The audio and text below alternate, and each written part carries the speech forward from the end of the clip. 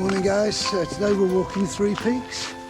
It's currently, well, I'll tell you what, I was meant to be setting off at 6 in the morning, but a couple of beers last night made a few changes to the plans, so it's now 7 o'clock on the button and I'm just setting off. Let me just show you where I am. I don't know if you can see that. I am at Ribblehead Viaduct, so I'm starting at Whernside. Normally you would start at Horton in Ribblesdale and walk up Pen Y Ghent first, but that was an extra 20 minutes from my campsite in the car, so I figured, you know what, why don't we just start and go up there. So I'm going to crack on for a bit. I'll see what it's like. Weather's currently looking pretty good, as you can see in the sky there. It is not forecast to be a nice day, so I'm expecting to get pretty wet at some point, but right now it's glorious, so yeah, see you shortly. There you go, brought you back a little bit sooner than I thought. Look, just to give you a good view of the viaduct. I know absolutely nothing about it in terms of facts, but it looks pretty amazing, doesn't it?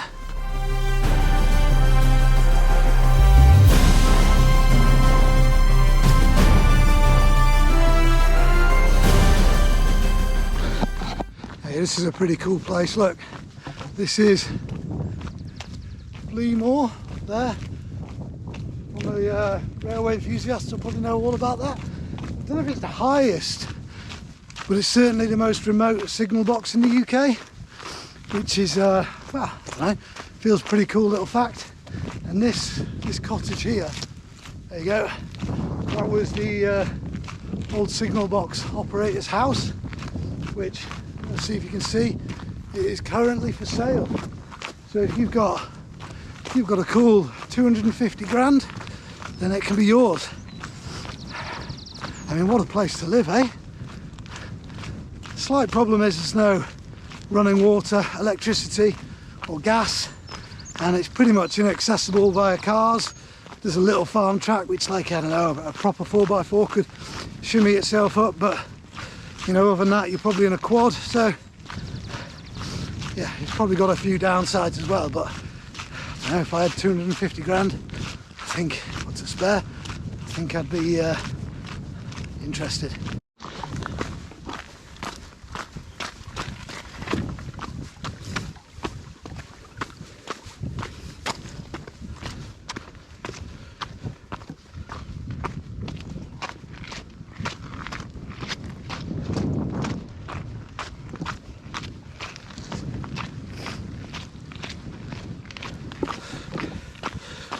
So today's walk is going to be, as I said, to Three Peaks. So anyone who's not sure about how far that is, let me just extend you on the pole a bit.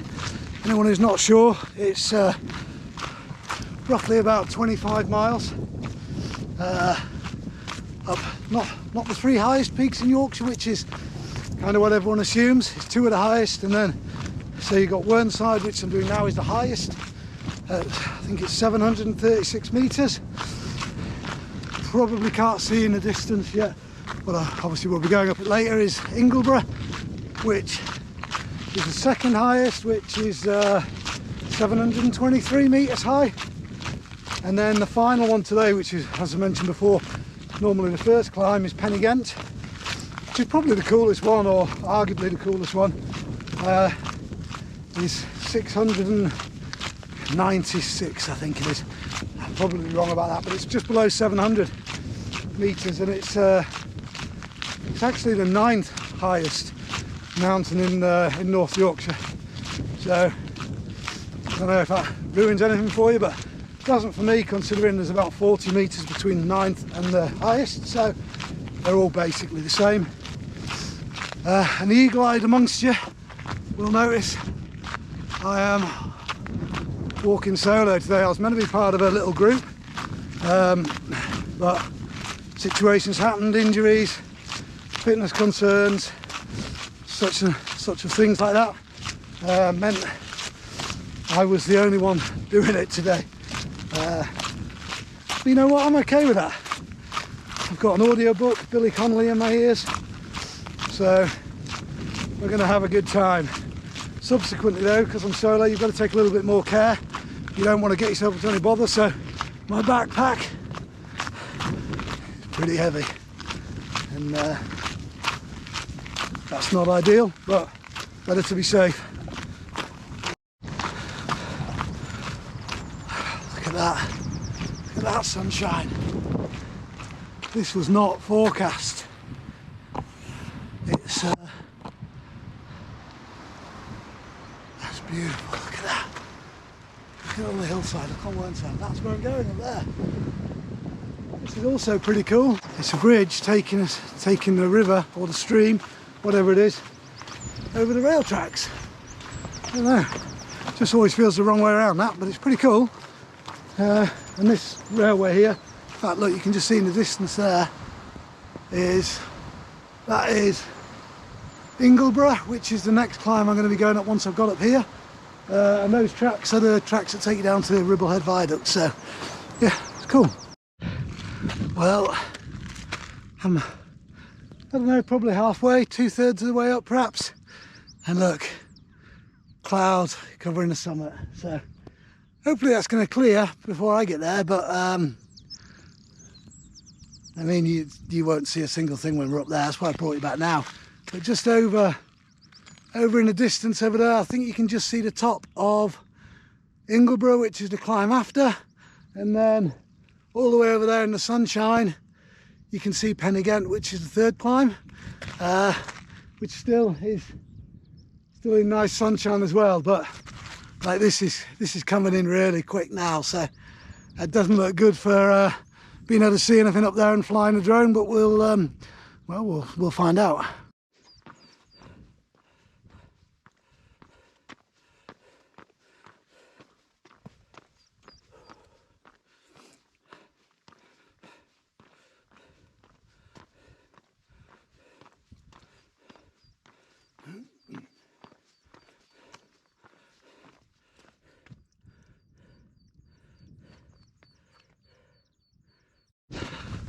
Well, I'm pretty near the top now. In fact, it's probably 40-50 metres there, and then that's it, and it's pretty much not even uphill now, it's just flat on the top. As you can see, the cloud hasn't gone anywhere, so literally, I mean, that is the view all the way out to what I showed you before with the other two mountains, and I mean, you can't see anything. You can't even see the edge of the cliff really. So I'll be up there in a minute or two at the trig point, and I'll bring you back then. Right guys, I'm at the top. As you can see, the cloud's gone nowhere. Next to a couple of walkers. Can you see? First people I've seen all day. And what time are we at now? It's 8:21, so an hour and 20 minutes, which is quite a lot faster than I expected actually, but everyone always says that Whernside's the easiest one to climb and it's gradual. I mean, it might be the easiest one, but it's not easy. It just depends how fast or slow you go. So that was, your legs ache, right? Hey. Yeah, 2 more to go, eh? First one, yeah. Yep. There we go. Same for us. Yeah, good on you. Yeah. Whew. There we go, 736 metres.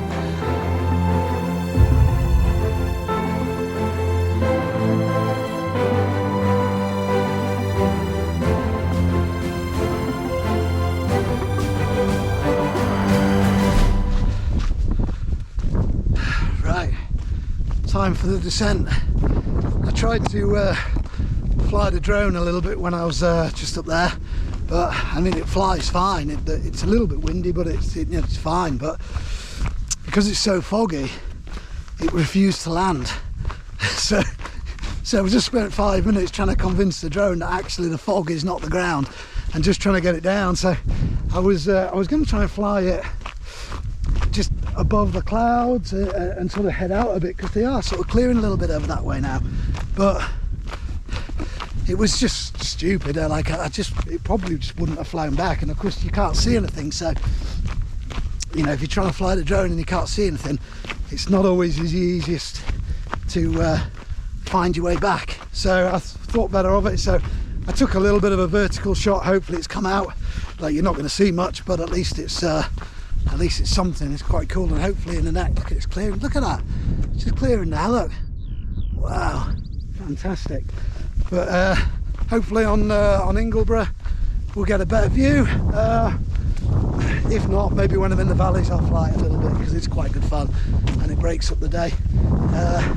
So this is another good reason for starting on Whernside. So the descent, I'm not at it yet really, but the descent down here is my least favourite part of the whole walk. It's really steep steps, like, and you know, quite big rocks that you're climbing down. So it's one of those things that with tired legs you absolutely can get yourself in trouble if you're not careful. And I suppose with tired legs, that's when you start being complacent. And so yeah, anyone doing this route, just take care on the descent from Whernside, because it's unpleasant. It's about 1.5 miles. Your knees, if you've got any problems with your knees, this is where it's going to hurt them.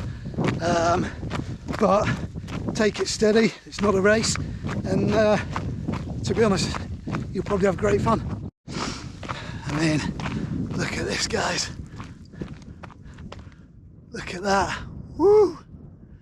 That's where we're going. Wow, that is fantastic.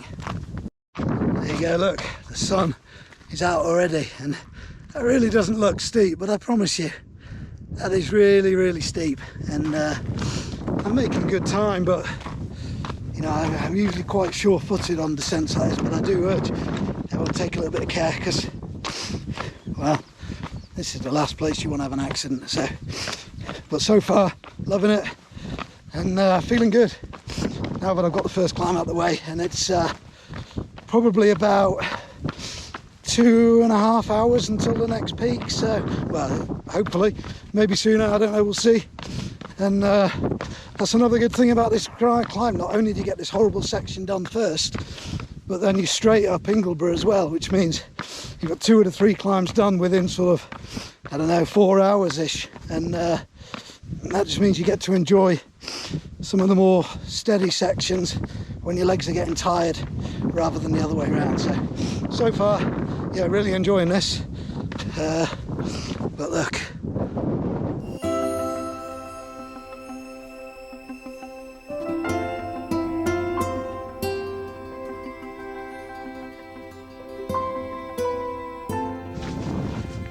There we go, guys.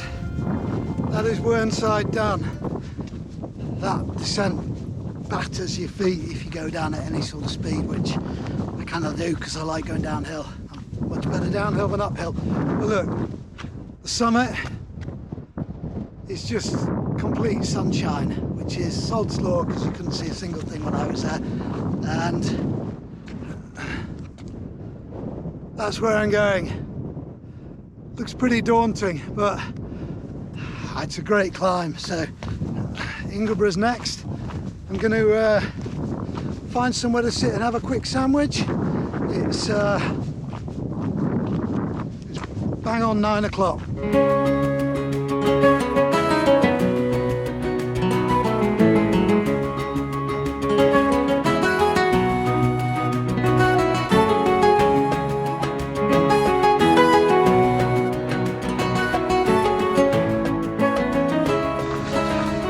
Just making my way towards the road that sort of splits Whernside and Ingleborough. The weather, as you can see, is pretty awesome at the minute. This was not forecast, so I'm not really expecting it to last either. The reason I brought you here is this is, if you're doing it the normal way, so starting at Horton and Ribblesdale, and you've done Pen Y Ghent, the 7.5 mile walk to Ribblehead up, and then Whernside, we've just done. This place is a godsend. This is Philpin Farm campsite, and there is a cafe in there where it's not open yet, it opens about 10 o'clock or something like that, but you can get, there's toilets, there's vending machines, but then there's actual cafe with great cakes, coffee, anything you want. It's really tempting to just go crazy and fill up, but you know, within about half an hour you're climbing Ingleborough. You probably can't see it here, but you're climbing Ingleborough, so the last thing you want is a full belly there. But it's an absolute oasis, and if you're doing the 3 peaks, support these guys because it's just incredible. Right, so we're starting the climb up Ingleborough now. Starting to see a lot more people as well. I don't know if you can see anyone behind me there, but there's a couple of people in ahead as well. So yeah, there's quite a few people, and I mean, this is the most popular climb in the Dales, so it's no wonder really. I mean, it's gorgeous sunshine at the moment really for what is what time is it? 9:30. So it's no wonder really, because I think the rain is coming today, so everyone's getting out early. So this one is 724 or 723 metres, I forget which. A metre, who cares? And it's a pretty beauty one, but it's brutal at the top. Well, I find it. I'm not very good at steps, you see, and there's a lot of steep steps at the top of this. Worse than Whernside, worse than Pen Y Ghent in my opinion. But you know, each to their own. Give you a little view of it. It really doesn't look like much, does it? Doesn't do it justice, but it's a monster. It's also nicknamed the Hollow Mountain for anyone who's interested in a bit of history in the area, because the whole mountain is essentially full of caves underneath. You've got White Scar Caves just over that way, which is one of the biggest show caves in the country. Over the other side there's several sort of world famous caving routes, so yeah, pretty interesting place, but I ain't gonna do that today. Whew. Right, my legs are struggling today, and I'm about 2/3 of the way up, 3/4 of the way up Ingleborough, but I've got that to come. And it doesn't look much here, but it's basically a sheer face of steps. And the reason I find this so tough is because I hate steps. I'm not good at them. My legs are struggling a bit really, which is a bit worrying so early on, but it is what it is. So that's probably, I don't know how far it is, probably 50 metres, 60 metres, 100 metres. It's probably going to take me absolutely forever. But yeah, it's going to take a wee breather and then I'm going to tackle it. And I'll probably see you when I get to the top. Oh, that almost killed me. Those steps. Oh man, I am not trained for those steps today. So I'm at the top of Ingleborough now. It's pretty clear. Look, you can see for miles. The weather is coming in, but I mean, look at that. Woo! So I've got a few, I don't know, like 200 metres maybe to get to the trig point, and it's still uphill, but it's just gradual. Feels like nothing compared to that section, which you're literally stopping every 4 or 5 steps almost, just because it drains you. The steps, every step is, you know, like really lifting your knees up so high. It's oh, it completely drains you. I'm really hungry now, thirsty. I've got a sandwich, a bit of chocolate, some sweets that I'm going to have at the trig point at the top, and I'm going to enjoy it. And so far the weather's pretty good up here, so hopefully I get to fly my drone. It's pretty windy, but hopefully I get to fly my drone and show you some really cool views. And then after that I am just going to head down, put the camera away, and I've got 5.5 miles to Horton and Ribblesdale, all downhill pretty much, and I'm going to enjoy it. There we go guys, the trig point, Ingleborough, done. Down that way you've got Ingleton, but we're going that way to Horton and Ribblesdale, which is 5.5 miles I think from here. But first I'm going to eat. The time is 10 to 11, so I've been going 3 hours 50 minutes, so I feel that's pretty good going, especially considering how slow I went up Ingleborough and how tough I found it. So time to eat.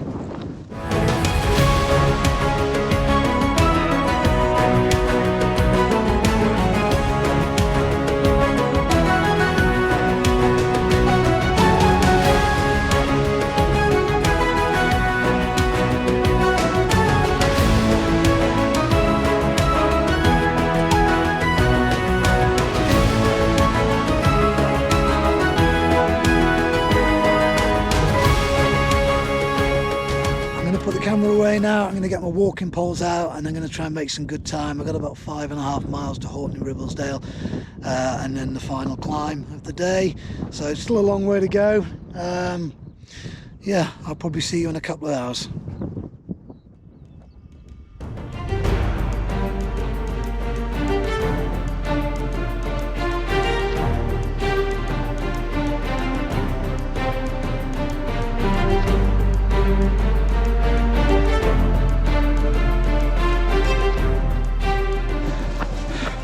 Right, so I've made Horton in Ribblesdale now.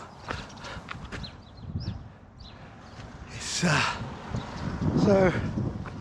that was, I don't know how far it was.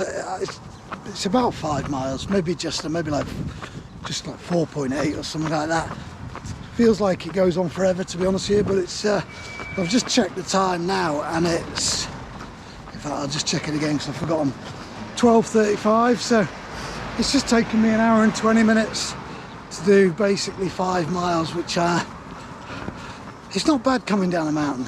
Yeah, it's pretty good. I mean, a lot of it is pretty fast terrain as well, but there's a good mile and a half, which is just rocky, and you sort of just finding your feet everywhere, and there's some quite sloppy, boggy areas as well. So yeah, we're making good time. 12:30. I'm pretty happy to be here by then, and then obviously. Just in front there, you can see there is Pen Y Ghent.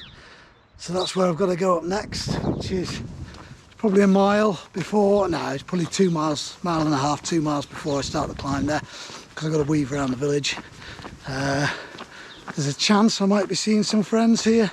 They might be stopping for some lunch, so I won't be stopping for lunch even if they're here, but it'd be good to see a friendly face. I've chatted to a few people. It's been great, and it started chucking it down as soon as I was leaving Ingleborough, but it pretty much stopped just when I got below the clouds. So yeah, we've been pretty lucky, and the weather is coming in, but it doesn't really feel like it's going to rain anytime soon, or with any intent at least. So yeah, fingers crossed. I'm going to find a bench. I'm just going to rest up for probably 5 minutes because my legs are a little bit crampy in places, and I don't want that going up the hill, so I'll probably massage them out a little bit. And then we've got the next climb.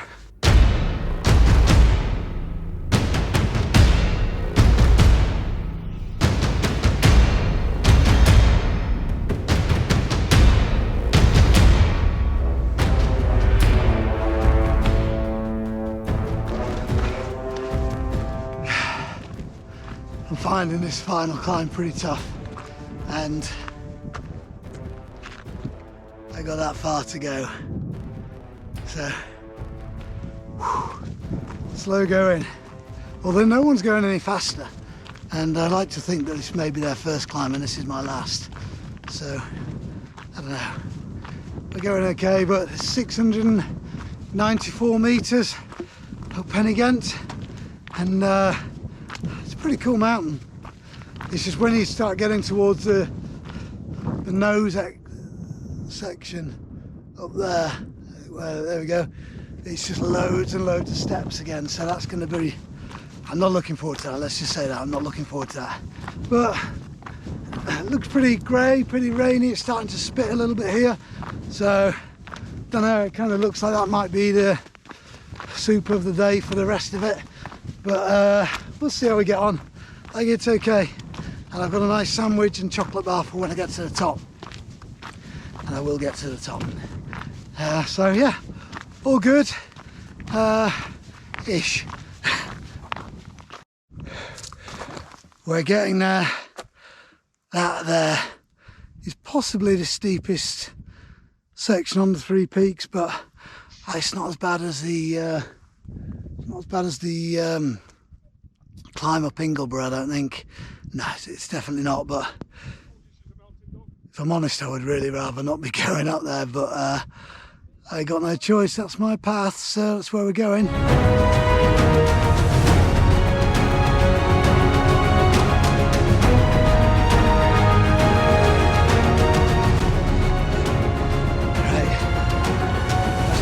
Done. I didn't hang around up there because basically it's miserable weather now. I just can't be bothered to put my waterproof on because hopefully I'll get out of it soon as I start descending. But yeah, Pen Y Ghent done, the 9th highest mountain in North Yorkshire, and that's all the peaks done. Didn't go too bad up those steps, although I was pretty much dreading it the whole way up, but it wasn't as bad as I thought. So 7.5 miles now until the finish, all pretty much downhill or flat, the odd little lump, but nothing that's going to worry me too much.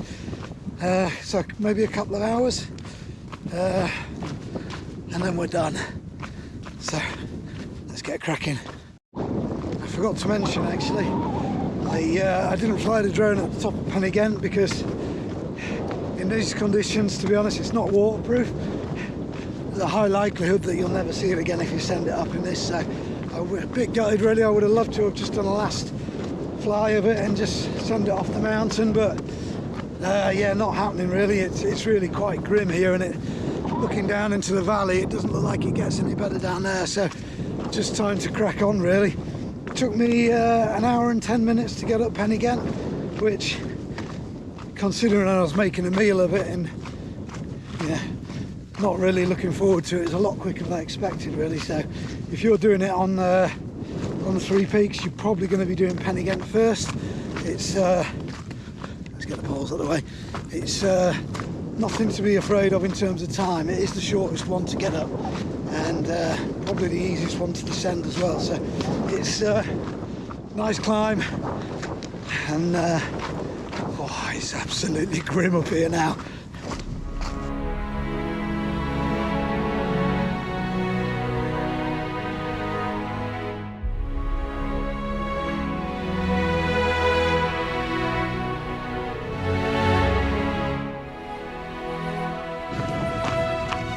So I'm just getting down towards the bottom of Pen Y Ghent. There you go in the distance. Look at it, magnificent. And the miserable weather, it cleared up probably, I don't know, probably about 100 metres from the top, and it was good. So I managed to fly the drone a bit. Well, you'll have seen it by now, so hopefully it looks okay. So yeah, feeling good. I've still got probably 6.5 miles to go.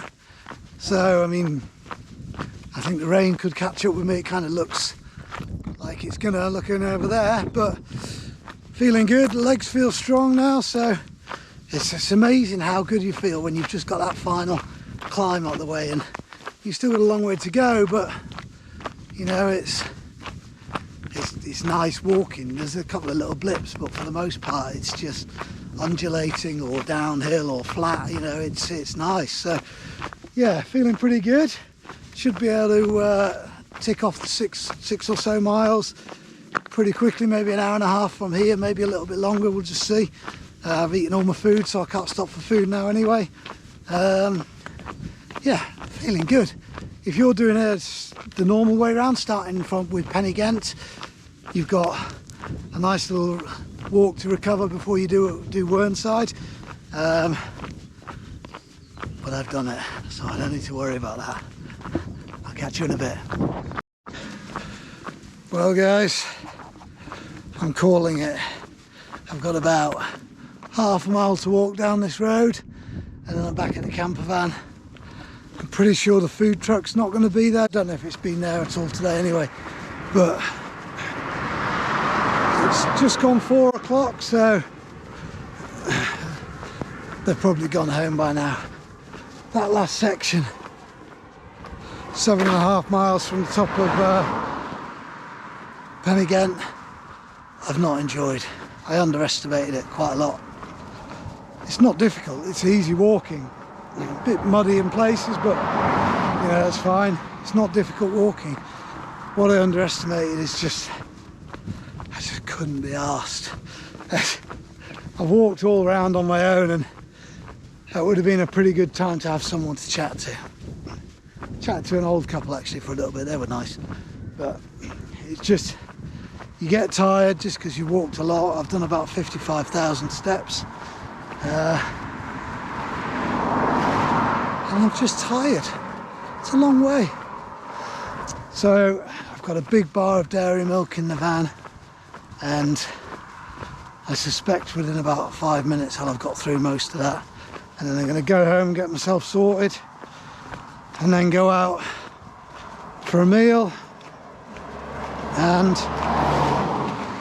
then drink a few beers, and then I'm going to go to sleep without an alarm set, which is pretty good. So I'm going to sign out now.